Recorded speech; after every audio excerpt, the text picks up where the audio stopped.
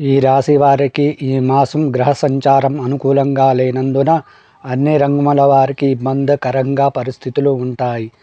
దూర ప్రయాణాలలో వాహన ప్రమాద సూచనలు ఉన్నవి. ఉద్యోగస్తులకు ఊహించిన స్థానచలనాలు తప్పవు. కుటుంబ సభ్యులతో మాట పట్టింపులు ఉంటాయి. కొందరి ప్రవర్తన మానసికంగా చికాకు పరుస్తుంది. నూతన వ్యాపారాలు ప్రారంభించకపోవడం మంచిది. ఇతరుల వ్యవహారాల్లో జోక్యం చేసుకోవడం వలన లేనిపోని సమస్యలు ఎదురవుతాయి. భావోద్వేగాలను అదుపులో ఉంచుకోవడం మంచిది.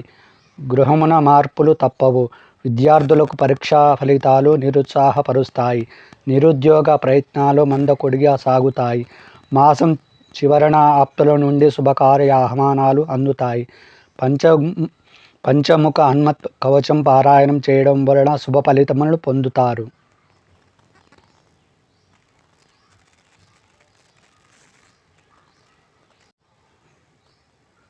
తదుపరి కర్కాటక రాశి.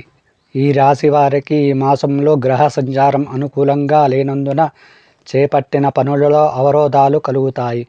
ముఖ్యమైన వ్యవహారాల్లో ధనపరమైన ఇబ్బందులు కలుగుతాయి. ప్రతి చిన్న విషయానికి భయాందోళనలు కలుగుతాయి.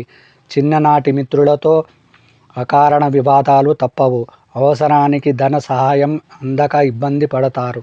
నూతన రుణ ప్రయత్నాలు కలిసిరావు. సోదరులతో సైక్యత లోపిస్తుంది. నేత్ర శిరో అనారోగ్య సమస్యలు బాధిస్తాయి. కలత్రంతో మాట పట్టింపులు ఉంటాయి. ఉద్యోగస్తులకు అధికారుల ఆగ్రహానికి గురి కావాల్సి వస్తుంది. నిరుద్యోగులకు కష్టకాలం ఫలించదు.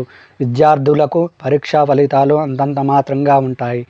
మాసం చివరన స్నేహితుల సహాయంతో కొన్ని పనులు పూర్తి చేస్తారు.